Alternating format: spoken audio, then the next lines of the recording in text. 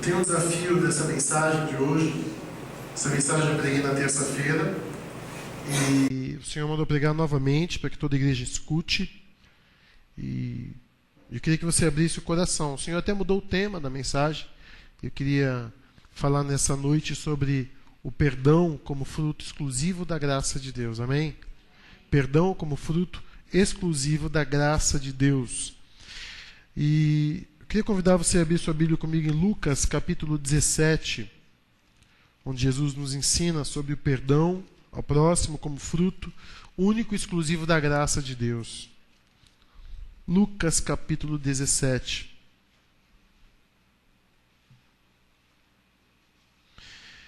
E nesse texto, nós já começamos o texto e ele começa falando que Jesus disse aos seus discípulos: é inevitável que coisas aconteçam que levem o povo a tropeçar.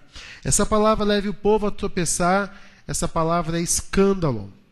Algumas traduções traduzem é inevitável que os escândalos aconteçam. E nós sempre tivemos a palavra escândalo como... Bom, eu sempre tive a palavra escândalo e preguei assim, como aquele pecado terrível que alguém comete no seio da igreja, que leva as pessoas a abrirem suas bocas, a arregalarem seus olhos e dizerem: o quê? Você? E então isso abalava todo mundo. Sempre tive a impressão de que escândalo, e isso atemorizava a minha vida, o medo que eu tinha e aquele desejo de ter um estilo de vida que não levasse ninguém a tropeçar em nada, levasse as pessoas a não errarem em nada. Então eu trazia todo esse peso para mim. Eu achava que era minha responsabilidade não pecar, ou pelo menos não ter nenhum tipo de pecado grotesco que levasse a igreja a ficar todo mundo de olho arregalado, e de todo mundo assustado com o meu pecado ou o pecado de alguém. Bom, para escândalo ser isso, nós precisamos ter uma lista de pecados escandalosos e de pecados não escandalosos. E aí você já imagina que tipo de pecado vai para a lista dos pecados escandalosos. Adultério. Talvez roubo. Assassinato. E a pergunta é: onde que está isso na palavra de Deus? Você pega Provérbios e fala que Deus odeia tanto a mentira quanto aquele que derrama sangue inocente. Então nós começamos a viver uma hipocrisia dentro da igreja. Nós ensinamos para as pessoas, nós ensinamos para elas que existem pecados que nós não aceitamos. E que se elas fizerem, nós vamos ficar chocados. E a gente precisa lembrar que a Bíblia diz que escândalo é para quem? Para os fracos. Escândalo é para os fracos. Só que a gente precisa lembrar o que significa escândalo. Escândalo significa pedra de tropeço. Então você fica com aquele medo de que você não quer levar ninguém a pecar. Você não quer levar ninguém a cair. Você não quer ser um crente que as pessoas olhem para você e digam assim: bom, se é para ser crente igual fulano, eu não quero ser. Bom, se ele é crente e fez isso, então eu estou melhor do que ele. Então nós trazemos para nós a responsabilidade de não sermos algo que leve as pessoas a errarem. A Bíblia diz, e Paulo diz, que se eu for fazer alguma coisa que leve meu irmão a se escandalizar ou a errar, tá bom, eu deixo de fazer. Mas Paulo está dizendo porque ele ainda é fraco e não entendeu o que deveria entender.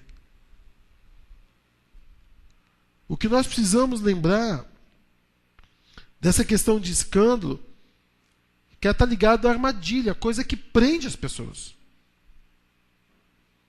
Está mais ligado a um acontecimento que torna as pessoas prisioneiras do que liberta, porque escândalo é o nome daquela varinha que você coloca na arapuca. Essa vara que você puxa quando o passarinho está ali dentro, essa vara é escândalo. O que Jesus está falando, é inevitável que aconteçam coisas dentro da igreja que prendam as pessoas, que as aprisione, que as façam escravas. E eu te faço uma pergunta nessa noite: Jesus veio para trazer prisão ou libertação? Do que Jesus está falando? Jesus está falando que é inevitável que aconteçam coisas dentro da igreja que tornem as pessoas prisioneiras, ao invés de libertas. A Bíblia diz que Jesus, e ele foi chamado de pedra de escândalo. A Bíblia diz em Romanos 9, não precisa abrir sua Bíblia, eu vou ler para ganhar tempo. Que diremos então? Os gentios que não buscavam a justiça a obtiveram.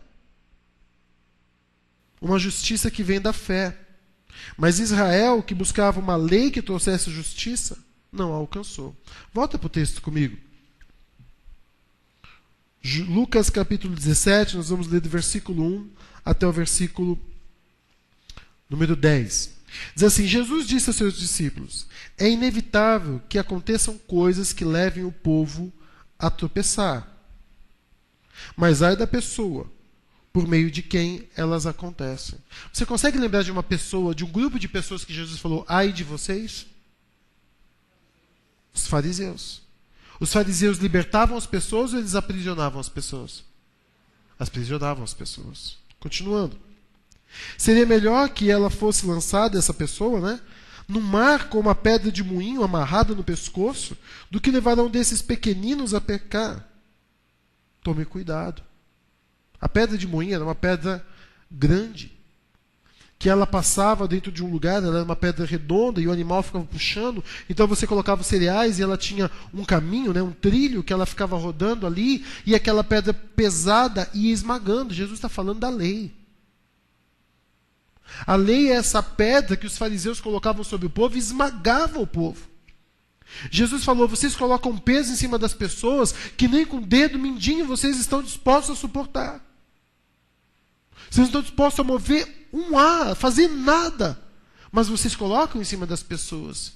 Jesus está falando: seria melhor que essa pessoa pegasse essa lei e com ela fosse para o mar, acabasse, mas ficasse sozinha, do que levar outros a serem esmagados por aquilo que ela crê. Continuando. Tomem cuidado. Se o seu irmão pecar, repreendam. Se ele se arrepender, perdoa-lhe. Se pecar contra você 7 vezes no dia e 7 vezes voltar a você e disser: estou arrependido, perdoa-lhe. Os apóstolos disseram ao Senhor: aumenta a nossa fé. Ele respondeu: se vocês tiverem fé do tamanho de uma semente de mostarda, poderão dizer a esta moreira: arranque-se e plante-se no mar, e ela lhe obedecerá. Qual de vocês, que tendo um servo que esteja arando ou cuidando das ovelhas, lhe dirá quando ele chegar do campo: venha agora e sente-se para comer? Ao contrário, não dirá: prepare meu jantar, apronte-se, sirva-me enquanto como e bebo, e depois disso você pode comer e beber? Será que ele agradecerá ao servo por ter feito tudo o que lhe foi ordenado? Assim também vocês, quando tiverem feito tudo que lhes for ordenado, devem dizer: somos servos inúteis, apenas cumprimos o quê? O nosso dever, apenas fizemos o que devíamos fazer. Antes de continuar, eu queria pedir que alguém, por favor, desligue esse ar-condicionado, senão eu não vou chegar na metade da mensagem. Queridos, Jesus está falando de escândalo, e voltando então para o texto de Romanos, olha o que ele fala sobre lei e graça. Vamos só esperar. Ó, Fabi. Muito bom, Fabi. Dá mais um aí, você consegue. Vocês são uma só carne, Rô. Glória a Deus. Até melhor o som também, né? Glória a Deus. Voltando aqui, queridos, preste bastante atenção. Jesus está dizendo que é inevitável que surjam conceitos, pessoas que vão querer e vão estabelecer a lei. Romanos 9, de 30 a 33, diz assim: que diremos então? Os gentios não buscavam justiça, mas a obtiveram. Você conseguiu entender? Os judeus se gabavam de ser o povo de Deus escolhido.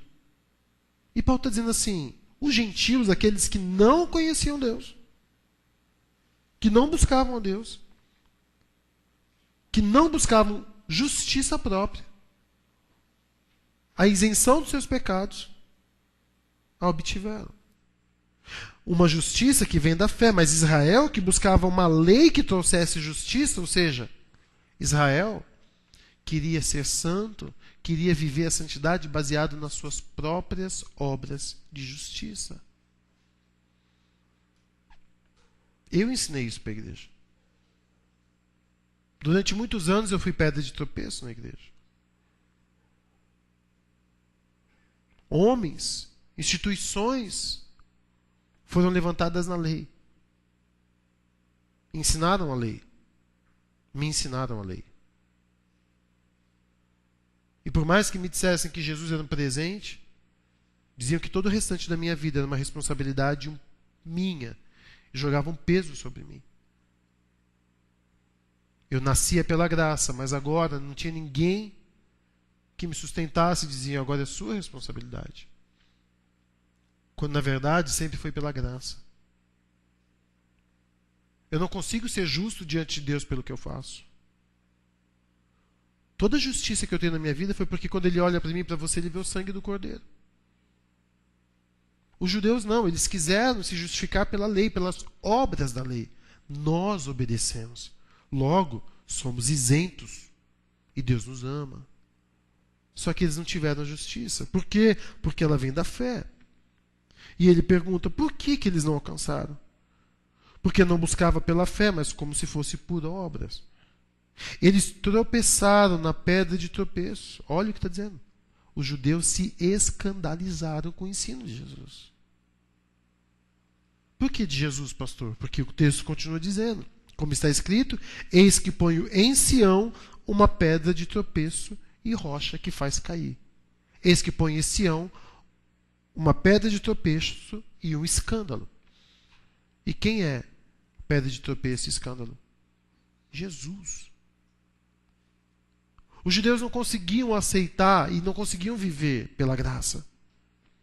Eles não conseguiam acreditar que os gentios que nunca viveram toda a sua tradição ganhariam o mesmo presente do que eles. E ao invés de eles receberem a Cristo, eles tropeçaram em Cristo. E ficaram escandalizados com Jesus. Eles não conseguiam receber Jesus e a sua mensagem. E aquele que nela confia jamais será envergonhado. Quando nós olhamos para Jesus e não vemos nele pura, guarda essas palavras, e suficiente graça, nós tropeçamos. Porque nós não vemos Jesus como ele precisa ser visto. O Senhor, vocês não têm noção de como eu estou pregando debaixo de um manto de graça. Porque o que eu vou falar aqui, se não fosse pela graça, eu não conseguia falar. Eu fui ministro da lei. Eu fui ministro. Preguei muita lei. Muita condenação para as pessoas. Eu batia nas pessoas. Eu jogava para elas um peso, jogava para elas uma responsabilidade que elas não conseguiam suportar. Eu me lembrava que, enquanto eu cantava, de erguer as mãos, me veio aquele versículo que diz, durante o louvor, quero que os homens levantem mãos santas. E quando eu li esse versículo, eu falava, como eu vou levantar minhas mãos? Eu peco. Mas quando você recebe a graça, você vê que Deus já te lavou. E Ele não te olha mais. As minhas mãos são santas. Não pelo que eu faço, deixo de fazer, mas porque elas são manchadas com o sangue do Cordeiro. Então eu posso levantar as minhas mãos. Porque Deus já me vê conforme o sangue do seu próprio Filho sobre a minha vida. E é interessante isso, porque eu preciso olhar para Jesus e não fazer dele um motivo enquanto as pessoas se afastem dele. Ou fazer dele um obstáculo que as pessoas não consigam transpor. Dizendo, olha, para você servir Jesus, você precisa ser perfeito. É mentira. Primeiro que é mentira isso. Eu não vou no médico quando eu estou bom, eu vou quando eu estou precisando do médico. E eu não me limpo para tomar banho. É sujo que eu corro para o chuveiro. Eu vou para Cristo, e quando eu apresento Cristo como o poder que lava, que purifica, a cura, a solução dos problemas, eu estou atraindo as pessoas, eu faço elas confiarem em Cristo e parar de olharem para si mesmas. Aí Jesus, ele diz que quem nela confia não será envergonhado, e é maravilhosa essa palavra. Essa palavra não será envergonhada, é uma palavra só, é kataiskuno, que ela significa não sofre repulsa. É esse Jesus que eu prego, onde a pessoa vai ver, ela vai se ver toda suja, toda na lama, toda fedendo, toda podre, e ela vai saber que existe alguém que a abraça e aceita do mesmo jeito. Ela não sofre repulsa. É esse Jesus que eu tenho que pregar. O Jesus que atrai. Quem nele confia não é repudiado. Jesus disse, vinde a mim. Não foi essa a expressão dele? Vinde a mim, e eu nunca mais lançarei vocês fora. Você consegue entender o nunca mais? Nunca. Nós precisamos estudar mais as palavras que significam tudo, nada, sempre, nunca. Porque a Bíblia está dizendo, mas parece que às vezes a gente não acredita. Não, não pode ser. Como assim nunca? Como todos os meus pecados já foram perdoados? Não, não dá para aceitar. E quando a gente não entende a graça, então a gente vai na presença de Deus querendo oferecer choro, a gente quer oferecer contrição, quantas promessas eu não fiz para Deus, Senhor, me ajuda, me perdoe, eu não vou fazer mais. Eu não conseguia. Falo, Deus daqui a pouco ele vai me rejeitar. E eu acreditava nisso. Eu acreditava que ia fazer questão de pouco tempo eu ia perder o ministério, porque não dava para ser pastor. Deus não podia me amar daquele jeito. Era muita hipocrisia. Muita hipocrisia minha. Mas o Senhor vem com graça para a nossa vida. Eu chegava nos cultos e eu ficava ali me rasgando e oferecendo sacrifício, mais sacrifício de mim mesmo, para ver se Deus me aceitava e me usava. Porque o que eu ia fazer? Ia dar igreja para quem? E o Senhor falava, eu escolhi você. Assim como Ele escolheu você também. Você nunca é repudiado por Deus. Quem quer fazer você ver seus próprios pecados é Satanás. E essa palavra, kataskuna, ela também significa não perde a esperança. Olha que maravilhoso, gente. Quem confia em Jesus nunca perde a esperança da graça, amém? Nunca. Porque eu confio em Jesus, não em mim. Eu não confio na instituição. Eu confio em Jesus. Eu encontrei essa semana uma mulher que trabalha numa padaria. E eu comecei a conversar com ela durante um tempo, eu fiz amizade. E um dia ela me encontrou ali fora do serviço. Eu estava saindo da padaria, ela estava ali fora, e ela falou assim, o senhor é pastor, né? Eu falei, eu sou. E ela falou, então, eu estou afastada da igreja, mas eu não consigo ir, porque é muita coisa. Ela falando. É muito costume, uso, é muita coisa, e para mim não dá. Mas sabe, eu sei que eu estou errada e tal. Eu falei, sabia que Jesus te ama, independente se você está na igreja ou não? Eu sei. Não, mas eu jejuo. Eu jejuo. Quando eu vejo, eu tento fazer minhas orações. Eu falei, por que você faz isso? Você acha que fazendo isso Deus vai te amar mais? Ela ficou parada olhando para mim e falei, não vai te amar mais. O amor de Jesus nunca mudou. Nem um só dia. Desde o primeiro dia que você pôs o pé para fora da igreja, o amor dele para você nunca oscilou. Foi sempre o mesmo. Amém, gente? É sempre o mesmo. Sabe que aquela mulher começou a se sentir cada vez mais aceita e amada por Deus, aceita e amada por Deus, aceita e amada por Deus. Porque se eu digo para ela que melhor quem está dentro da igreja, eu estou dizendo para ela que eu sou melhor do que ela. E já não faço da igreja uma atração, mas faço da igreja um peso. E ela diz, então eu não sou boa, então eu não mereço Deus, eu não vou na igreja. Mas quando a gente está na graça, a igreja nos atrai. Por quê? Porque a igreja prega a graça. A gente começa a ouvir de um amor que nos envolve. Então a gente quer cada vez mais estar na presença do Senhor. No final das contas, Jesus está falando que escândalo é aqueles que não entendem a graça do perdão. Porque eles não são capacitados a perdoar. Jesus é escândalo para quem não crê na graça. E a gente precisa acreditar em Jesus como pura graça. Nesse ministério que a gente vai ver de graça, meus irmãos. O que a gente vai ver de restauração. O que a gente vai ver de Jesus abraçando e amando as pessoas. O Senhor está tirando o peso, porque se eu tenho essa pedra sobre a vida das pessoas, ela vai estar amarrada no meu pescoço. E eu preciso tomar cuidado, porque o homem está submisso àquilo que ele se entrega como escravo. Foi Jesus que falou isso, não foi? O homem é escravo daquilo que ele se entrega. Não é isso que Jesus falou? Se eu me entrego à lei, ela vai me levar para o fundo. E vai me mostrar que eu não tenho capacidade. Quem é melhor? Ninguém é melhor. Então eu não posso ter lei sobre a minha vida. E nem pôr sobre a vida dos outros. O Senhor já me perdoou. Já chorei, já me rasguei na presença de Deus. Por quê? Porque eu vivia pela lei, sabe? O perdão é fruto único da graça de Deus. E eu não me perdoava, por quê? Porque eu ainda não estava mergulhado na graça, eu estava na lei. Então o mesmo perdão que eu não concedia aos outros, eu não estava concedendo a mim. Porque eu não me achava digno mais de ser pastor, porque eu não alcançava os padrões de Deus. E quando eu percebi que eu não agia com graça para com as pessoas, a lei que ainda restava dentro de mim dizia, então você não serve para ser pastor. Quando Deus me mostrou isso, eu fiquei horas chorando, sem o menor esforço. Já chorou sem esforço? Sabe aquele choro que você fica parado e as lágrimas não param de cair?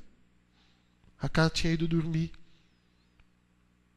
O Senhor me confrontou e falou, você não ama com o amor da graça. E o Senhor me mostrou a situação em que eu falei, Deus, o que é isso, Pai? Eu senti uma dor no meu peito tão forte, tão doída, e eu não conseguia parar de chorar. O irmão Leris ligou para mim e perguntou, na verdade no WhatsApp, ele perguntou, você está bem? Eu falei, não. Ele falou, o que aconteceu? Eu falei, descobri que eu sou um péssimo pastor. Eu descobri que eu não presto para ser pastor. A lei estava me esmagando. Eu não conseguia me perdoar. Porque eu ainda não estava mergulhado na graça. Então o Lelis falou, já era quase 1h da manhã, se não me engano, mais de meia-noite. Quase de 1 a 2, né? Ele falou, o senhor quer orar? Eu falei, quero. Ele falou, o senhor me pega aqui, nós vamos orar? Vamos. Nós viemos aqui na igreja orar. E ali eu estava sentado e o Lelis falando comigo e teve uma hora que eu senti assim, o carinho do Lelis querendo me consolar, mas eu não conseguia. Foi só quando ele orou por mim. E o Senhor usou os seus lábios. E o Senhor falou, estou te ensinando, mas tem mistura dentro de você. Sabe o que era mistura? Lei e graça. Quando a gente não vive só na graça, mas a gente mistura os dois, o perdão não flui. Porque o verdadeiro perdão, ele é fruto exclusivo só da graça. E de mais nada. E eu vou falar um pouco mais sobre isso. Porque a primeira manifestação da graça é perdão. Toda vez que nós não nos perdoamos, ou não perdoamos os outros, ou colocamos um peso que as pessoas não se sentem por Deus perdoadas, nós somos escândalo. Nós fazemos os outros tropeçarem. E nós os prendemos na arapuca da lei. E elas ficam algemadas, elas ficam presas e elas não conseguem ser libertas daquilo. Primeira manifestação da graça é o perdão dos pecados. Jesus na cruz, antes de trazer sobre si o pecado e dizer está pago, ele disse estão perdoados. A graça faz isso. A graça nos perdoa. E o que Jesus ensina para mim e para você sobre o perdão? Você só quero ratificar que quando Jesus está falando da pedra de escândalo, ele está pensando nos pequeninos e no povo. Sabe onde que estava o pecado? Nos pequeninos e no povo.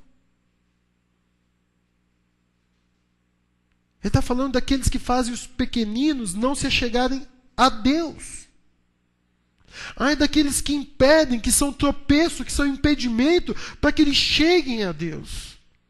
Para que os pequeninos alcancem, para que o povo se achegue. Os fariseus, os discípulos colocavam empecilho para as pessoas. Os fariseus queriam a lei, e pela lei, Jesus estava atrás de um véu, e só um podia entrar, e todo o restante não tinha acesso. Pelos discípulos, as crianças não podiam sentar no colo, as pessoas não podiam chegar perto, eles viram Jesus conversando com uma mulher, e eles acharam aquilo estranho. Lei faz isso.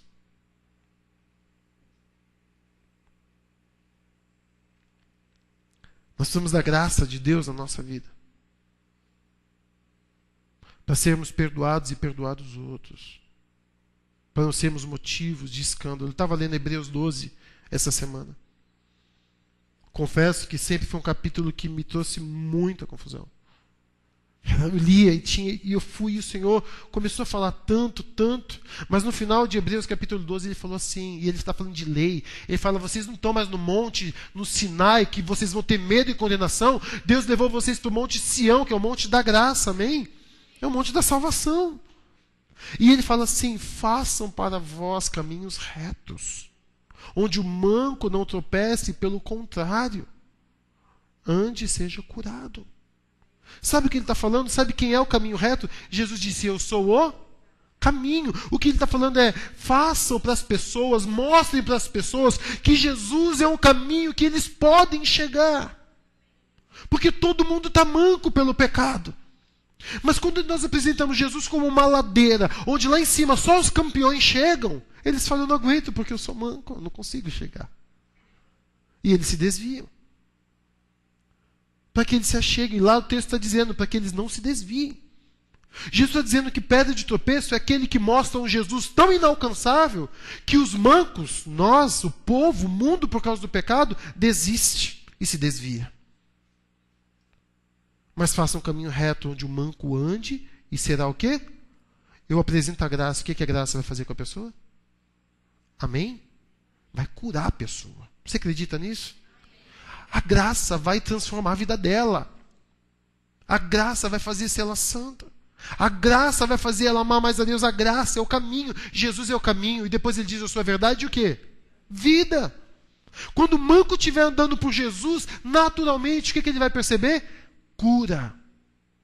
Por isso que o nosso papel é ministrar graça. A cura vem do Senhor. E o que nós precisamos entender é essa bênção do perdão. Por quê, meu querido? Porque Deus escolheu um canal de graça nesse mundo. Os seus discípulos.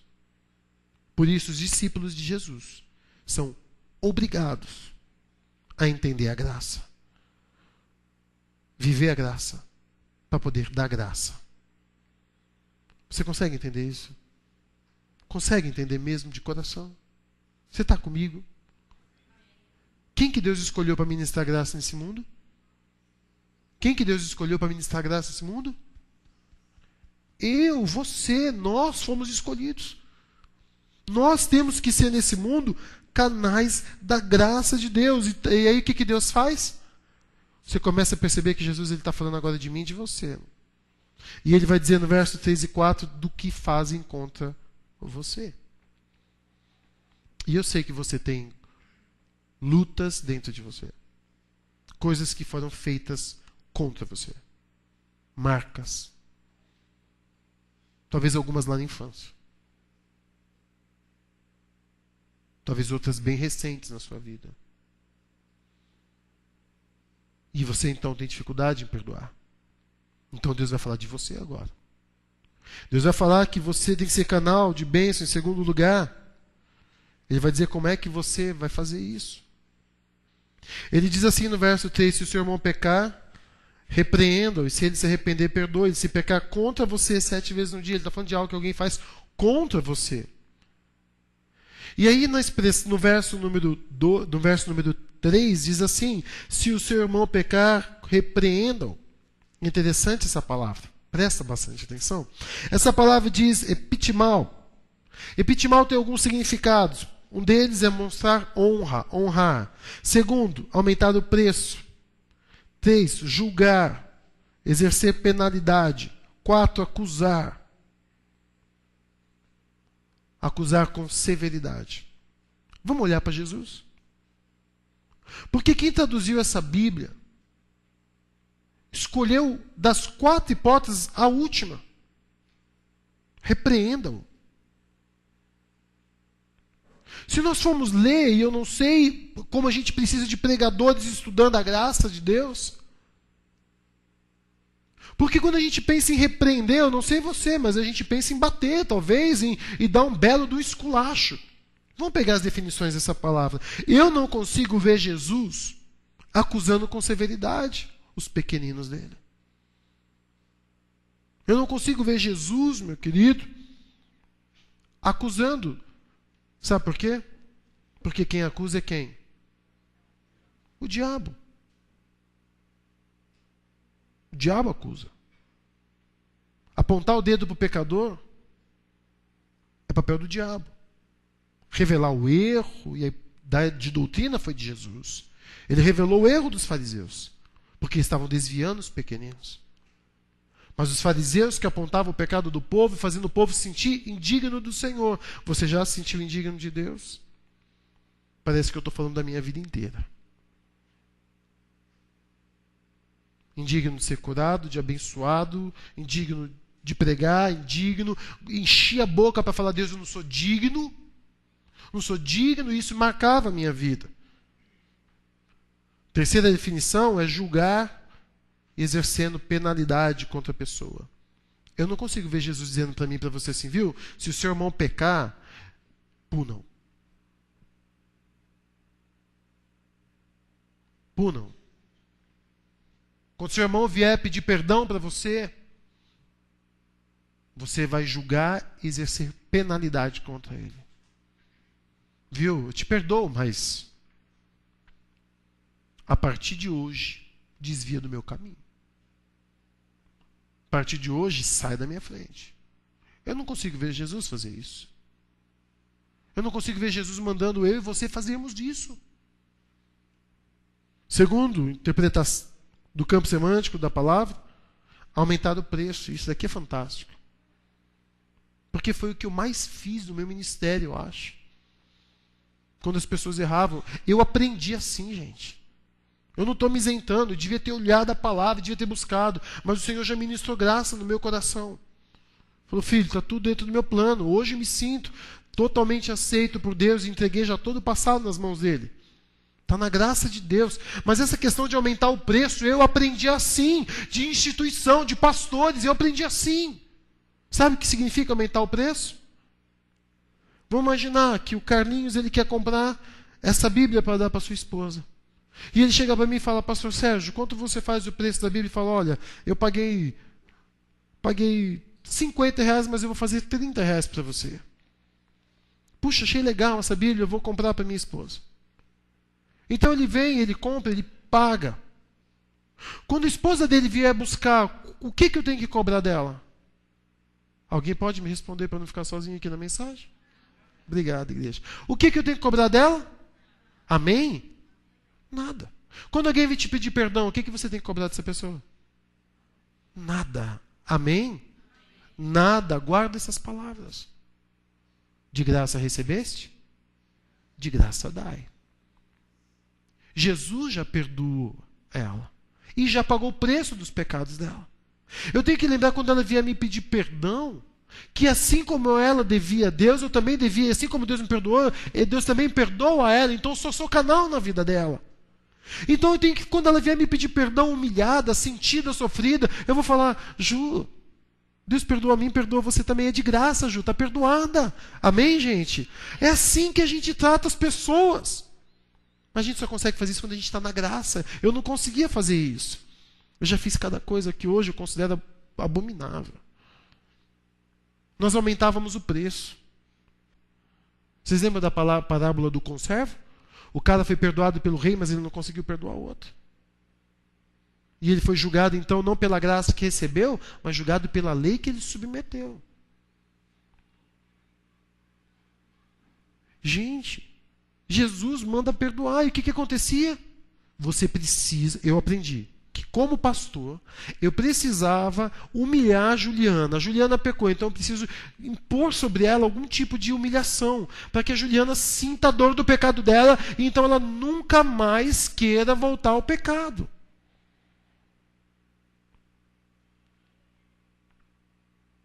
Nunca funcionou. Porque a lei não cura ninguém. A graça cura. O amor cura. Porque o amor faz a pessoa chegar a Jesus. Se eu a perdoasse, Juliana, todos os pecados já foram perdoados, Jesus te ama.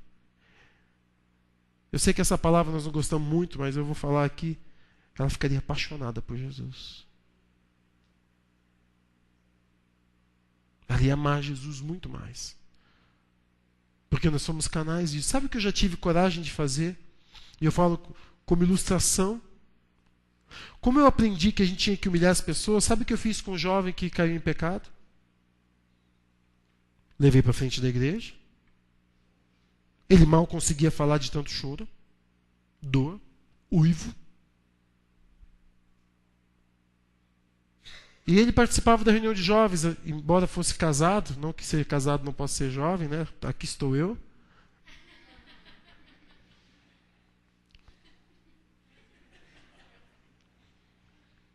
Jovem e casado. Mas sabe o que eu fiz? Eu proibi esse jovem de andar com os outros jovens em público durante 6 meses. Proibi. E sabe qual foi a marca do nosso amor por ele? Que os jovens deixavam de sair para ficar junto com ele dentro da igreja. A gente queria amá-lo. Mas eu fui ensinado na lei. Durante 6 meses os jovens não saíam para poder ficar com ele porque existia uma lei. E eu fui elogiado por causa disso. Cadê a graça? Cadê a igreja que diz assim, meu querido, Deus já te perdoou? Não tinha. Eu estava tão cheio de lei que esse rapaz foi humilhado a cada vez que a gente queria sair, não podia por causa dele. O pecado dele era esfregado na cara dele, assim, ó. Você não pode sair com a gente. E nós achando que estávamos amando. Eu não julgo a instituição e nem os pastores que me ensinaram isso, porque eles acham que estão fazendo melhor como eu achava que estava fazendo melhor. Mas é erro, meu querido. Eu não posso aumentar o preço do pecado das pessoas.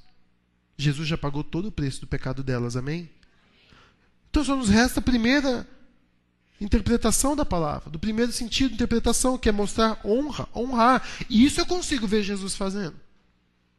Porque Jesus atravessou um deserto para conversar com uma mulher que ninguém queria nem pegar água com ela. Ela tinha que ir no sol do meio-dia, uma mulher samaritana. Jesus a honrou, honrou. Aquela mulher que jogaram adúltera, Jesus a honrou. Zaqueu, que estava em cima de uma árvore e era considerado o ladrão dos ladrões, Jesus falou, vou comer na sua casa. Jesus honrou. E o que aconteceu com ele? Só porque Jesus o honrou e foi comer com ele na sua casa, ele foi salvo. Honra quebranta o coração. Como é que você faz com as pessoas que erram com você? Nós temos honrá-las. Como assim, pastor? Ame-as. Diga para elas que você continua amando. Fala isso. Não, fala melhor. Fala para ela que Deus continua amando ela do mesmo jeito. E que não mudou o amor. Não confunda isso com passar a mão na cabeça, ou aplaudir, ou curtir no Facebook que a pessoa fez de errado. Mas mande alguma coisa lá e fala, você é amado do Senhor, você é amada do Senhor. Ela não tem que saber que você a ama, ela tem que saber que Deus ama ela. Independente do que ela faça, Deus usa você como canal disso. Foi isso que Jesus nos ensinou. Ele falou, se seu irmão pecar contra você, honre-o. Sugestão minha, você não vai estar pecando se você riscar essa palavra repreenda da sua Bíblia e escrever honre-o. Porque a palavra, se você preferir, é epitimal. E-P-I-T-I-M-A-U. Não quer escrever honre-o? Escreve epitimal. E aí você escolha qual das 4 interpretações você acha que Jesus está mandando você fazer. A honra, meu querido, quebrando o coração. Vocês sabem da história que o pastor de vocês usava brinco? Ficava legal. Um brinquinho, tô brincando. Usava um brinquinho aqui, ó. E eu falava, quem chegar para mim e mandar eu tirar esse negócio, eu saio da igreja. Ao invés de tirar o brinco, sabe o que eu fui? Eu virei líder dos jovens. Sabe o que eu fiz na mesma hora, assim, ninguém me mandar? E nunca mais usei. A graça faz o que a lei não é capaz de fazer. A graça toca o coração da pessoa. Ela faz porque ela é tocada, ela não faz porque ela é mandada. Eu dizia, quem mandar eu saio. Ninguém mandou. Eu fui lá, pelo contrário. Me amaram, me abraçaram, me aceitaram. Quero Deus. Eu não quero isso porque isso não agrada a Deus. Foi o que eu entendi. Terceira lição sobre perdão é que Jesus nos diz que o objetivo é gerar uma palavra chamada metanoia. Mudança de mente. Jesus diz lá no verso número 4, se pecar contra você 7 vezes no dia, 7 vezes voltar a você e disser, estou arrependido, perdoe-lhe. Verso 3 também fala. Essa palavra arrependimento é metanoia, mudança de mente. O objetivo é mudar a mente da pessoa, não colocar cabresto nela, amém? A gente erra criando filhos, muitos erram por causa disso, porque acham que é só dar a varada, acham que é só dor e isso vai educar. Não educa. Não educa. adestra. O que educa é a graça. Sabia que a palavra de Deus é chamada vara? Vara? Só que é a vara de medir. E quando a gente usa essa vara na vida de uma pessoa, a palavra de Deus, não a minha indignação, não a minha imposição de peso, mas quando eu mostro a palavra de Deus e mostro o amor de Deus na palavra, isso corrige a pessoa. Quando eu mostro a Bíblia e o amor do Senhor Jesus, isso transforma a vida da pessoa, isso muda a mente da pessoa. Maria Madalena era uma mulher que vivia na lei e era adúltera. Como eu já preguei, 15 minutos de graça, transformada a vida dela.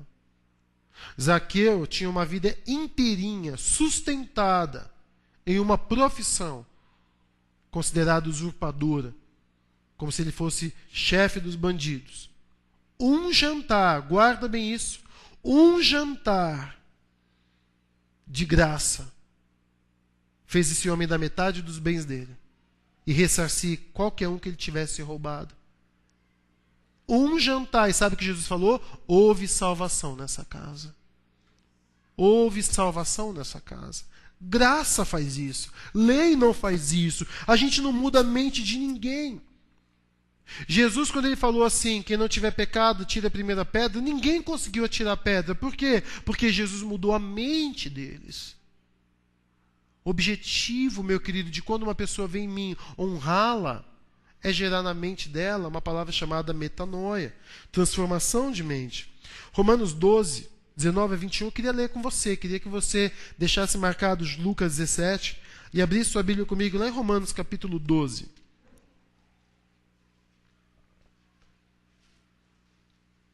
Um pouquinho mais para frente, Romanos capítulo 12.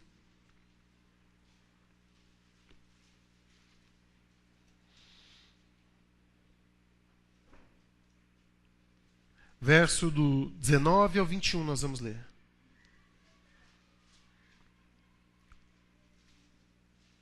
Mateus, Marcos, Lucas, João, Atos, Romanos.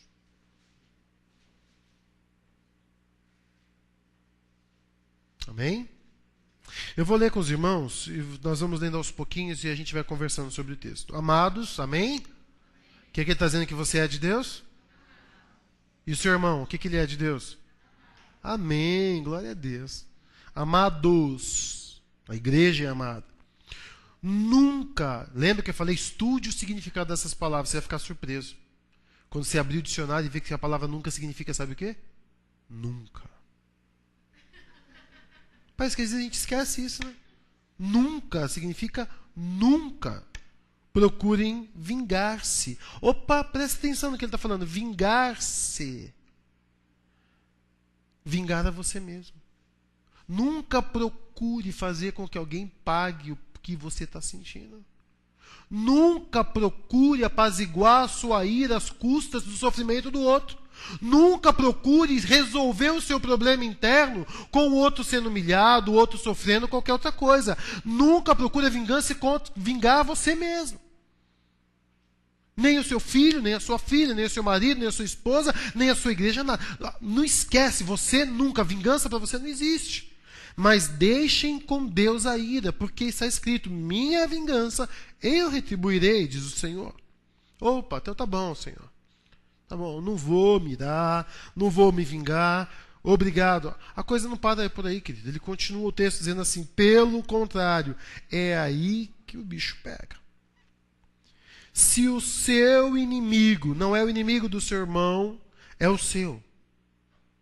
Aquele que fez mal para você, que fala de você, que tenta contra você no serviço, na família, na igreja. Aquele que tocou em alguém de você ou alguma coisa sua. Se o seu inimigo tiver fome, dele de comer, é você. Se tiver sede, dele de beber, é sua responsabilidade. Você tem agora um alvo na sua vida de graça, que é aquele que te feriu. Fazendo isso, você amontoará brasas vivas sobre a cabeça dele. Quero parar por aí. Meu querido, essa expressão amontoar brasas vivas, há duas interpretações possíveis. Uma é daquela que em épocas de guerra, nos povos antigos, as cidades elas eram muradas. E os muros eram largos e as pessoas andavam em cima dos muros. E uma estratégia de defesa quando o inimigo chegava bem perto do muro ou colocavam aquelas escadas era jogar brasa viva sobre a cabeça da pessoa para que aquele mal que estivesse vindo fosse derrotado contra a sua vida. Uma outra expressão, uma outra interpretação é que dizem que alguns povos do Oriente era um hábito cultural pegar uma travessa de ferro e colocar brasa viva e colocar sobre o turbante, e ficar andando na cidade mostrando que a sua cabeça estava queimando de arrependimento por algo que havia feito. O que ele está querendo dizer é que quando você agir do modo certo, a cabeça do seu irmão vai ser transformada. Você acredita nisso? E ele amontoará brasas vivas sobre a cabeça dele. Amontoar vai ficar sobre a cabeça dele. Não se deixe vencer pelo mal, mas vence o mal com bem. As duas interpretações são maravilhosas. Porque a primeira diz que você vai colocar brasa viva sobre a cabeça dele. Ele vai entender que ele fez coisa errada. Quando você mostrar graça e amor. Vai ficar queimando e ele vai testemunhar para as pessoas. E vai dizer, olha, eu errei. Mas quando ele diz não se deixem vencer pelo mal, mas vença o mal com o bem, é que você, meu querido, quando você fizer o bem para a pessoa, esse mal que está querendo entrar dentro da tua mente, você vai jogar brasa viva e ele vai perder. Faça o bem. Não deixe o mal vencer você. Agora, presta atenção no que o texto está dizendo. Quando alguém faz o mal para você, quem você quer vencer? O alguém ou o mal?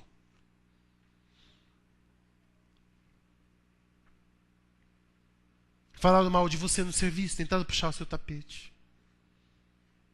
Quem é que tem que ser vencido? O alguém ou o mal? O mal tem que ser vencido. E só existe uma forma de vencer o mal.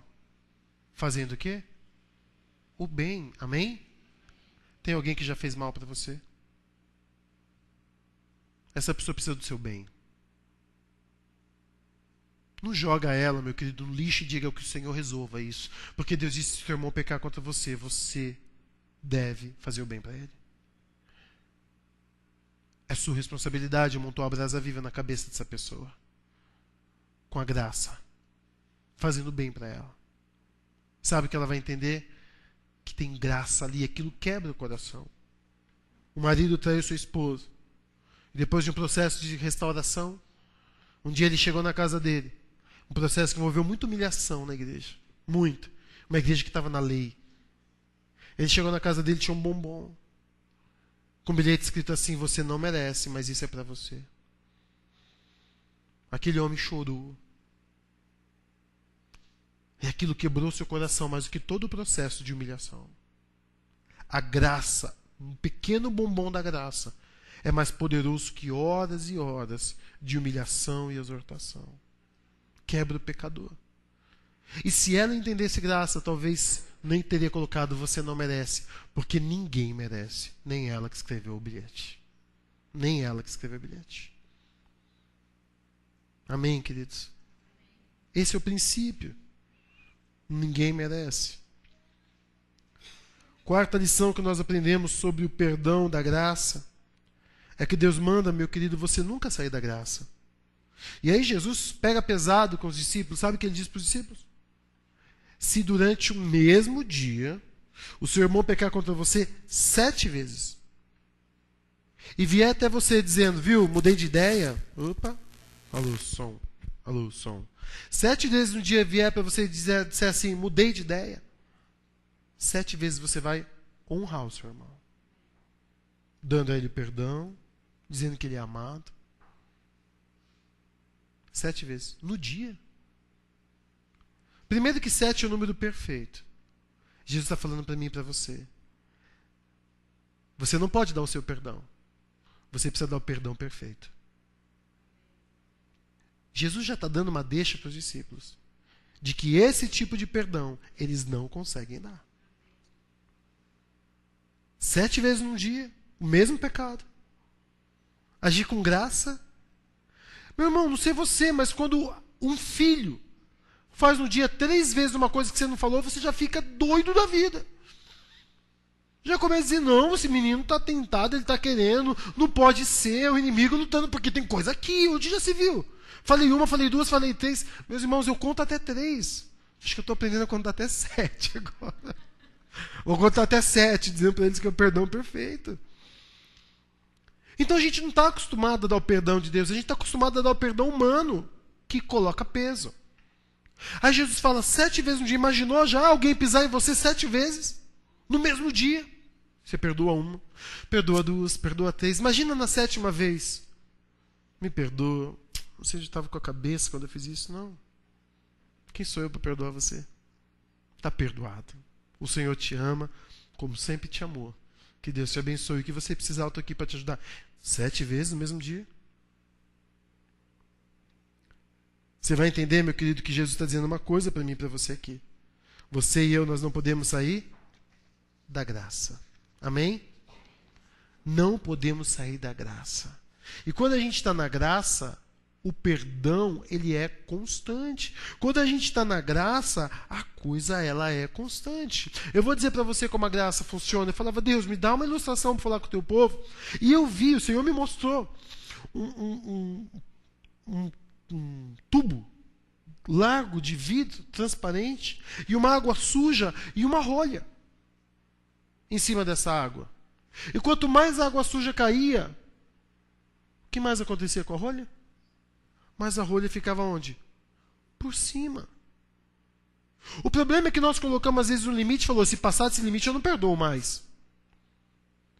Mas Jesus falou que a graça nas nossas vidas tem que ser uma constante. Quanto mais a pessoa erra, mais eu perdoo a pessoa. Amém? Quanto mais a pessoa erra. Por quê? Porque eu não posso sair da graça. A graça tem que fluir da minha vida, fluir de mim, independente do que a pessoa faça. Quantas vezes ela faça. É por isso que muitos casamentos terminam. Porque a pessoa chega e fala assim, não, eu não consigo perdoar mais, eu não consigo viver assim. É por isso que muita coisa acontece. Porque nós colocamos um limite para a graça dentro de nós. Escuta, se tem limite, não é graça. Ainda sou eu, não é o Senhor. Se ainda tem coisas que a pessoa faz que eu as considero imperdoáveis, eu não estou na graça, nem eu, nem a pessoa. Então eu não sou ministro da graça, eu sou ministro de lei. Porque eu coloquei limite, e quem coloca limite é a lei. A graça, ela superabunda, independente de onde o pecado transborde. O que a gente precisa entender, meu querido, é que a falta de perdão é falta de graça. Hebreus 12:15 diz, tende cuidado que ninguém se prive da graça de Deus, e que nenhuma raiz de amargura brotando vos perturbe, e por meio delas muitos se contaminem. Você precisa prestar atenção em mim, que eu tenho uma coisa para te falar aqui.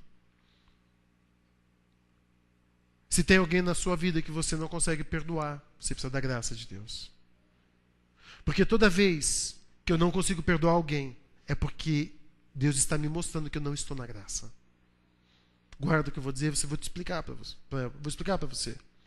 Sempre quando eu tenho alguém que eu não consigo perdoar, como Jesus perdoa, porque eu não estou na graça. Porque ele diz assim, cuidado que ninguém se prive da graça, ou seja, se exclua da graça, e aí vem a raiz de amargura. Não é a raiz de amargura que me faz me privar da graça. É porque eu ainda não estou vivendo a graça e usufruindo dela, que eu estou sendo campo e canal de amargura. Porque eu ainda não entendi, não vivi a graça. Para os que estão mais próximos, me conhecem há mais tempo, eu tive a capacidade de enterrar o meu pai sem derramar uma lágrima. Uma lágrima. Eu vi o caixão do meu pai sendo fechado, na verdade, entrando no buraco, e eu estava ali feito uma estátua, insensível. Por quê? Porque eu não tinha graça na minha vida. Eu tinha lei. E na lei, aquele homem, na minha visão, não merecia uma lágrima minha. E eu dizia a mim mesmo, faz muito tempo que ele deixou de ser meu pai. Então não é justo que eu derrame lágrima. Na verdade, eu nem sentia nada.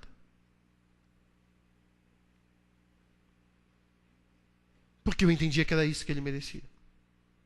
Ele não plantou, ele não pode colher. Justiça. Ele fez, ele merece. Justiça. E eu achava que eu estava tratado. Eu achava que eu estava curado. Mas escuta o que eu vou dizer para você. Sem a graça, a gente nunca está curado. Só camuflado. Sem a graça, a gente só camufla.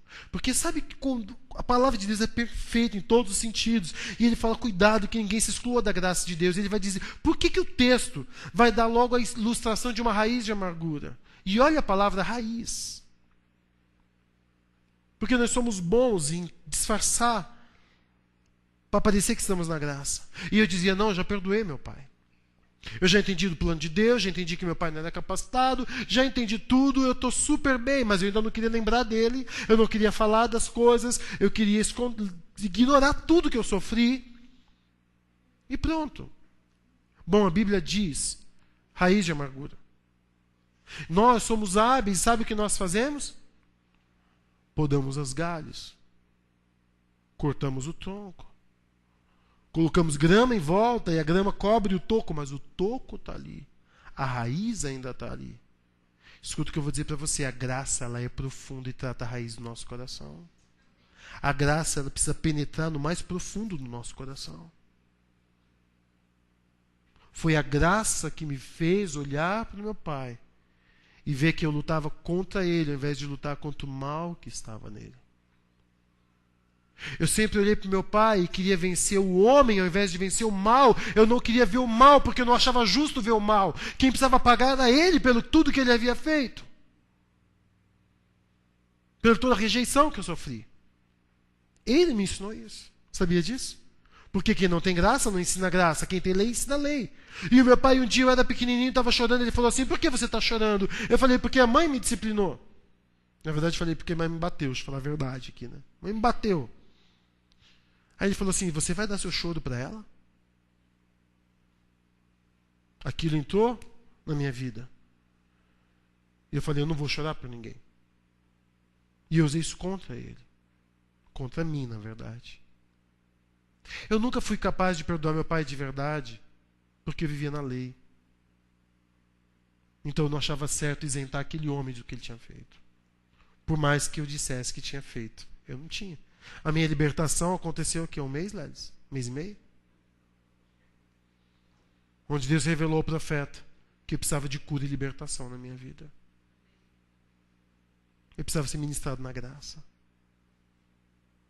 Foi aí que eu entendi que eu precisava liberar perdão. Mas eu precisava primeiro ser perdoado, ser cheio da graça de Deus. Porque sabe o que a raiz de amargura faz? Ela brota e contamina muitos. E se eu fosse perguntar para as pessoas que conheciam a minha história com meu pai, eu ia perguntar e falar assim, como você imagina que era meu pai? E você imaginaria um grande tirano, um homem insensível. Pergunta para os meus irmãos, quem era meu pai para eles? Visão diferente. Eu contaminava as pessoas com a visão que eu tinha, sem perdão. E quando Deus me mostrou que o problema do meu pai era o mal que havia nele, não ele.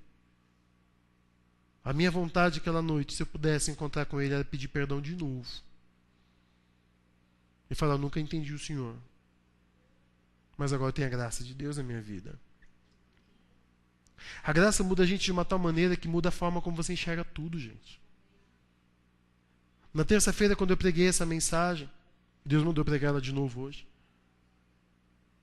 Se eu não me engano, quando o homem de Deus fez o apelo, a primeira pessoa que veio aqui, acho que fui eu. E naquele dia eu fiz o que eu vou pregar agora para você.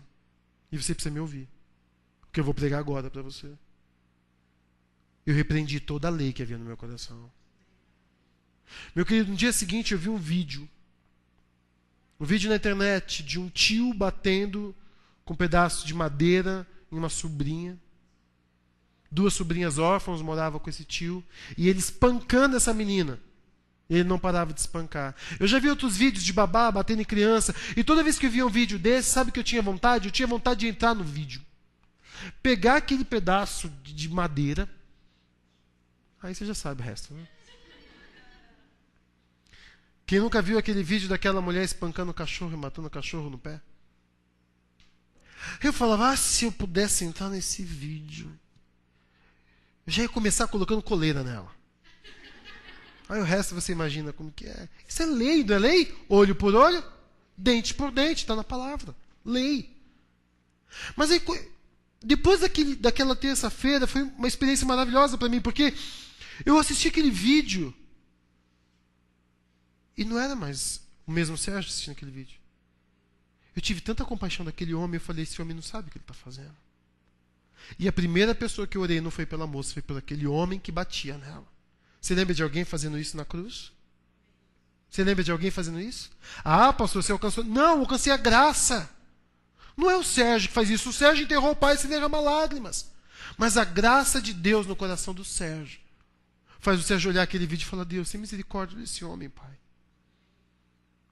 Tem misericórdia dele.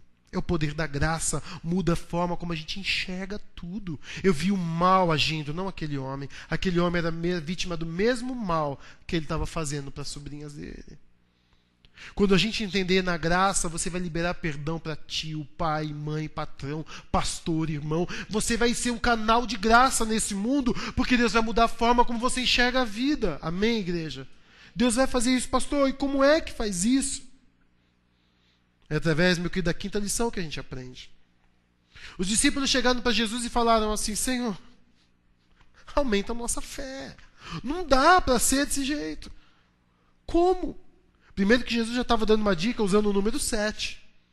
Falou, não tem como, aumenta a nossa fé. O que Pedro estava dizendo é, Senhor, acrescenta mais fé para a gente, porque eu não consigo fazer isso que o Senhor está falando. E Jesus então dá a quinta lição. E essa lição é o tema dessa mensagem, que o perdão da graça tem que ser só pela graça. Não pode ter lei no meio. E toda vez que eu concilio a graça com a lei, a gente se torna uma igreja de fariseus. Nós perdoamos você, mas vai para o banco, seja humilhado. Eu te perdoo, meu marido, mas não fala comigo. E a gente começa a guardar um monte de coisas no coração. E não somos cristãos. Não vivemos o cristianismo. Jesus vai dizer para ele, Pedro, você não consegue. Mas o problema não é a quantidade de fé que você tem. É uma vida que não é pela graça. Aí Jesus diz assim para ele, se vocês tiverem fé do tamanho de uma semente de mostarda, e naquela cultura, na agrícola deles, na visão agrícola deles, a grão de mostarda era a menor semente que eles conheciam, ou que eles tinham. Você fala, não importa o tamanho da sua fé. O problema é o objetivo dela. Então Jesus, creio eu, ele estava perto de uma moreira chamada Moreira Negra. E a Moreira Negra, era um símbolo de solidez e tradição da lei para os fariseus. Os fariseus, eles gostavam de olhar a Moreira Negra e de dizer, olha, a nossa tradição, a nossa fé, ou na verdade a nossa lei, tudo que nós cremos é como a moreira. Ela era uma árvore de raízes largas e profundas. E eles sabiam que a moreira vivia cerca de 600 anos. Então ele falava, esse é o símbolo da nossa lei, da nossa tradição, da nossa solidez naquilo que a gente crê, da nossa religião. Os discípulos sabem, o povo sabe, os fariseus sabem. Jesus está falando assim, pega um pouquinho de fé. A fé que você tem em Jesus. E você vai dizer para essa moreira. Arranque-se e lance-se ao mar. Você está entendendo o que Jesus está dizendo para você? Você vai precisar olhar para a sua vida e falar assim, em nome de Jesus, toda lei impregnada em mim, eu ordeno que saia agora em nome de Jesus, porque eu vou viver só pela graça, eu não vivo mais pela lei. Eu fiz isso na terça-feira. Na terça-feira. E o Senhor está nesse trabalhar, arrancando toda a lei da minha vida. Porque foi dada uma ordem, um comando. Gente, o poder da oração e da fala. Meu irmão, você que é cristão, você precisa acreditar no poder da sua língua, da sua oração. Jesus disse à mulher samaritana, mulher, se você conhecesse o dom de Deus, e quem é que fala com você? Você me pediria, ele daria a água da vida. Mas ela estava tão focada em obter pelo próprio esforço que ela falou, como? Você não tem como tirar. Jesus está ressaltando o poder da palavra. O problema é que a gente não consegue perdoar as pessoas e ser perdoado, porque eu não consegui me perdoar, que eu vivia na lei. E ele está falando, você precisa abrir a sua boca e declarar, sabia que a salvação vem pelo falar? Sabia disso? Está na Bíblia, Romanos 9. Romanos 10, 9 e 10, se com a tua boca confessares. Você ouve, crê e confessa. Você crê que a sua oração é poderosa? Então faça. Pastor, eu não consigo perdoar. Glória a Deus, aleluia. Glória a Deus porque você chegou nisso. Glória a Deus porque você disse, Senhor, não consigo não sentir nada. Eu não consigo não sentir nada. É maravilhoso quando você chega nessa conclusão, porque você está dizendo a mesma coisa para Deus: Senhor, eu não consigo. E Ele está dizendo assim para você: amém. É porque tem lei na sua vida. Manda ela embora. Manda ela embora. O seu coração está dividido entre lei e graça. Manda embora. Eu não entendi a lei. A graça. Faz 2 anos que Deus está lutando com a graça na minha vida. Eu não achava justo a graça. Eu não achava justo. Eu achava que mais pessoas mereciam. Eu não. E Deus o tempo todo vinha e falava: é você que eu quero. Mas como? É graça. E guarda o que eu vou dizer para vocês: se não for de graça, não é graça. Vamos falar juntos? Se não for de graça, amém? Guarda isso. Se não for de graça, não é graça. Então você só vai receber a graça de graça. Não tente comprá-la. Pega essa fé que Deus te deu. Diz assim: Senhor, eu creio na graça. E eu quero viver só por ela. E mesmo que talvez eu não a entenda ainda completamente, eu já sei que lei eu não quero mais. Porque eu fui salvo pela graça, não pela lei. Então, em nome de Jesus, toda lei que está impregnada na minha vida, eu repreendo agora e ordeno que seja lançado no profundo do mar. É melhor você lançar a lei no mar do que ser afogado com ela. É melhor você lançar a lei e viver pela graça, porque senão ela vai amarrar no seu pescoço e você vai afundar no fundo do mar. Manda ela embora. Usa a fé que você tem e fala: não mais, não vivo mais com lei. Perdão é fruto, meu querido, só da graça. E para terminar, meu querido, o Senhor manda dizer que a graça é o seu estado natural e você não tem mérito nenhum por causa disso. Você consegue entender? Eu vou terminar a mensagem. O Senhor me deu a graça. Eu entendi a graça. E ela é libertadora. Vocês não têm noção do que Deus está fazendo dentro de mim. Libertadora. Poderosa demais. Está me transformando. Transformando a minha vida. Coisa que todos os anos de lei não conseguiu. A graça está vindo com um poder tremendo. Só que Deus diz assim para mim, para você e para os discípulos: nunca queira ser recompensado pelo que você recebeu de graça. Os fariseus, eles eram bons em se aplaudir. Eles se aplaudiam pelos seus atos de justiça. Jesus está falando: escuta aqui. Quando você perdoar uma pessoa infinitamente na graça, não ache que você merece mais por causa disso. Qual de vocês, que o seu escravo, que o seu empregado, vindo do campo ou de cuidar das ovelhas, chegar aqui e você vai dizer: oh, você já fez tanto. Vem, come. Pelo contrário, você não vai dizer assim para ele: vá, lave-se, depois vem me servir. E depois que eu comer, você come. E vocês, depois de terem feito tudo isso, deveriam dizer: somos servos inúteis, porque fizemos apenas o que nos era devido. Guarda essa expressão devido. Essa expressão devido é como se Jesus estivesse dizendo assim: só tem um débito na graça. Dar graça. De graça recebeste. Dê. E não espere aplauso por isso. Não espere recompensa. Você vai perdoar seu marido, sua esposa, seu pai, sua mãe, seu tio, seu pastor, não sei quem é. Você vai perdoar, perdoe, perdoe, perdoe, perdoe, perdoe. E não bata na porta do céu querendo bênçãos e recompensas pelo que você fez. Porque lhe é devido dar graça. Não espere que a pessoa que você derramou graça se torne agora escrava sua. Devedora sua. Ela não deve nada para você. Ela foi alcançada pela graça de Deus. Meu querido, cuidado, porque quando aquele cara que devia muito para o rei foi perdoado, ele não conseguiu perdoar alguém menor. E eu quero terminar, meu querido, dizendo isso para você. A Bíblia diz: se teu inimigo tiver fome, dele de comer; se tiver sede, dele de beber. Fazendo isso, você montará brasas vivas sobre a cabeça dele. Não se deixe vencer pelo mal, mas vença o mal com o... Pastor, você já pregou isso? Já. Sabe de onde Paulo tirou esse texto? Paulo tirou esse texto de Provérbios 25, 21 e 22. Sabe o que o texto de Provérbios 25, 21 e 22 diz? Presta atenção aqui em mim. Presta atenção. Isso é importante para a tua vida. Provérbios 25, 21, 22 diz assim: se o teu inimigo tiver fome, dele de comer, se tiver sede, dele de beber. Fazendo isso, você montará brasas vivas sobre a cabeça dele, e o Senhor recompensará você. Deus tirou isso. Quando Paulo foi citar isso em Romanos, ele não citou e o Senhor recompensará você. Ele complementou dizendo, não se deixa vencer pelo mal, mas vence o mal com o bem. Por que Paulo tirou essa parte? Por que Deus não quis essa parte? Porque na lei você fazia o bem para ser recompensado. Na graça, já sou recompensado. Não tem que fazer mais nada para ser recompensado. Então, meu querido, quando você liberar, é porque você já tem muito, não é porque você está fazendo esperando alguma coisa em troca. Você libera perdão e você não espera nada em troca, porque você já foi perdoado. Por isso que Deus tirou isso, por isso que Paulo não repetiu. Eu não espero mais recompensa, eu já sou agraciado. Já tenho recompensa transbordante na minha vida. Você só está perdoado e o que eu puder fazer para te ajudar, eu vou fazer para te ajudar. Conte comigo. Isso é graça de Jesus.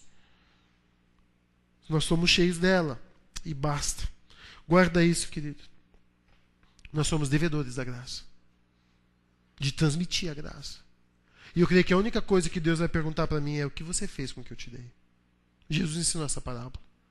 Que um dia ele vai voltar e vai dizer assim, eu te dei. Você deu para os outros? Eu te transmiti. Você multiplicou. A gente achava que era trazer gente para a igreja. Não. É levar para as pessoas. Eu tive a experiência de conversar com 2 homens semi-alcoolizados. E eu creio que eles, na verdade, eles confessaram ser dependentes químicos. E eu estava cheio da graça de Deus. E quando eu comecei a falar de Deus para eles, eles começaram a abrir do pecado deles. A falar do pecado deles. Durante todo o tempo daquela conversa, a única coisa que eu falava para eles é: vocês são amados de Deus. Sabia que Deus ama vocês igualzinho ama uma dona de casa que nunca fez metade do que vocês fizeram? Mas eles voltavam a falar do pecado deles. E eu fiquei ali várias vezes falando: Deus não está olhando para o pecado deles, de vocês. Ele está olhando para Jesus e vocês precisam receber Jesus. Mas quando eu falei para eles do amor do Pai, e eu falei assim: sabia que vocês têm filhos? E os 2 tinham. Falei: sabia que Deus ama vocês como o Pai ama o Filho? Vocês não amam o Filho de vocês? Eles falaram: amo. Eu falei: é assim que Deus ama vocês. Meu querido, foi tão sobrenatural, porque a palavra foi tão simples, mas um deles começou a olhar para baixo, e ele ficava assim olhando, e ele falava: é verdade. Ele olhava para mim e falava: é verdade, o que você está falando é verdade. Eu falei: a igreja não fala isso para vocês não sentem isso, né? Eles falaram: não. Vocês sentem que vocês são menores que as pessoas não são? Eles falaram: somos. Eu falei: mas é mentira isso. Jesus ama vocês demais. O outro falava: rapaz, eu estou me arrepiando inteiro, é verdade, olha lá o que ele está falando. Olhava para o outro e falava: olha o que ele está falando. Graça impacta as pessoas. A lei só afasta elas. A graça impacta. E eu quero terminar falando de algo que Deus me deu essa semana. Eu acho que já falei que quero terminar falando algumas vezes para vocês, né? Quero terminar. Mas isso é importante. Funciona assim. Você que não tem conseguido perdoar, tem graça para você. Você só precisa entender que você não consegue. Você precisa da graça de Deus. E eu estava estudando. O Senhor mandou pesquisar sobre o nome Caim. Caim significa lança, domínio e poder. Caim é aquele que domina pela força.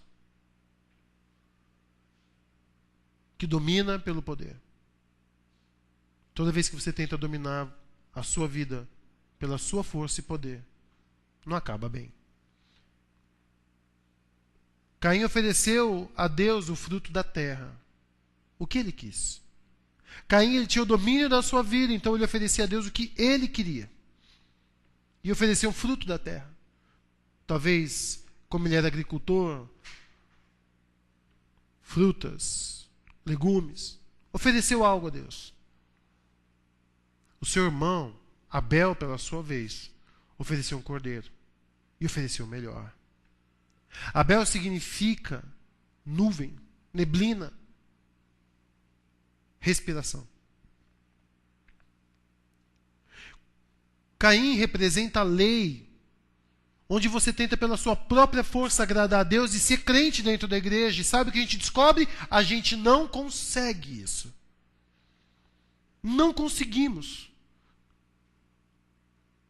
Mas Abel representa o Espírito, que apresenta o Cordeiro. Jesus foi dirigido pelo Espírito Santo. Quando Jesus começa o seu ministério, o Espírito Santo vem sobre ele em forma de pomba. E quando o Santo Deus vai dizer que Jesus é o Filho amado, uma nuvem o envolve, representando Abel. Os dois trazem oferta a Deus. Um traz porque traz a oferta do cordeiro, o outro traz a sua própria força. Sabe quem é aceito por Deus, meu querido? O Abel. Quando Caim vê aquilo, Caim fica muito irado. Por quê? Por que descaiu o semblante? Porque ele chegou, ele viu que com ele, da sua própria força, ele não conseguia agradar a Deus. E qual foi o problema? É que como ele estava debaixo da lei, o pecado dominou ele. A lei já é do pecado. Está na palavra. O pecado veio. Deus chega para Caim e diz assim: Caim, o pecado está à porta. Você tem que dominar. Por que Deus falou isso para ele? Porque Caim vivia sobre a lei do eu faço para ser recompensado. Então Deus fala: já que você é Caim, seja Caim, domine. Domina o pecado. E você sabe o que acontece? Ele não consegue dominar o pecado. O que ele faz? Ele mata o seu irmão. Ele mata a graça. Sabe o que a lei faz? O que a lei fez? Matou Jesus. Feriu Jesus. Derramou o sangue de Jesus.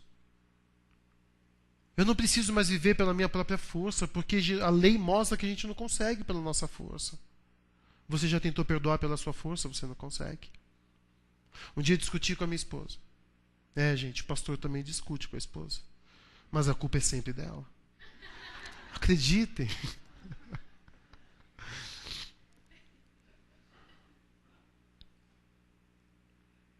E aquela noite, sabe qual foi minha conversa com Deus?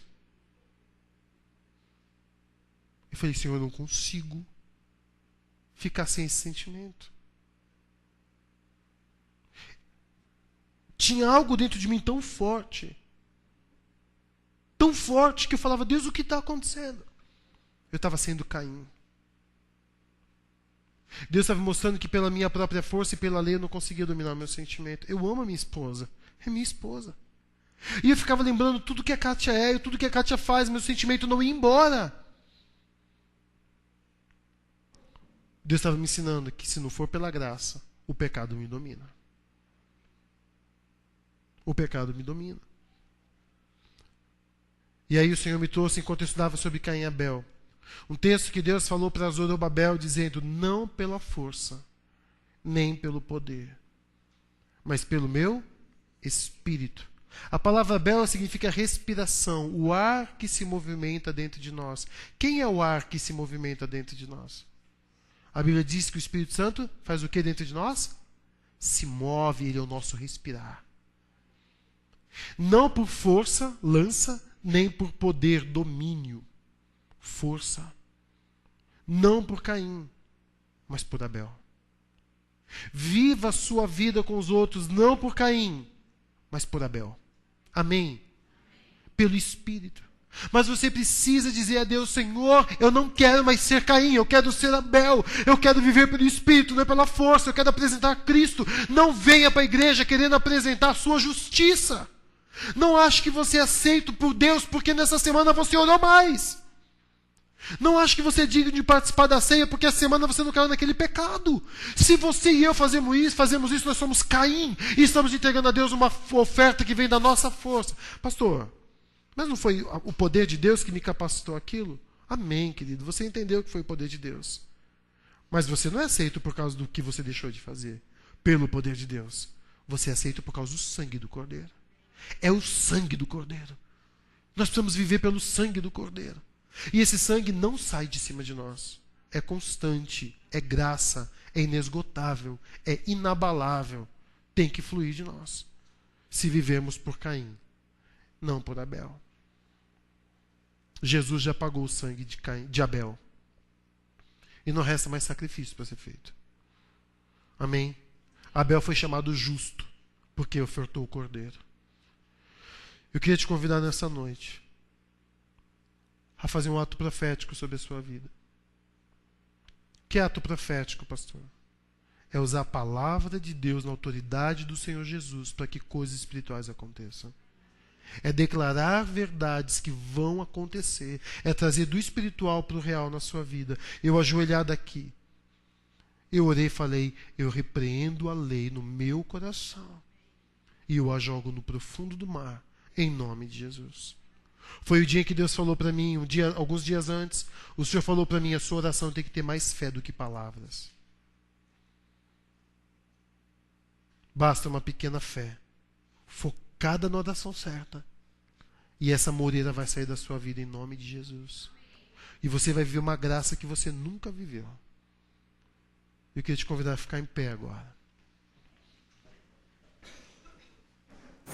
E é uma decisão.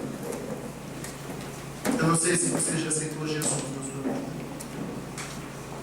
Se você ainda não entregou sua vida a Jesus, você precisa fazer isso aqui.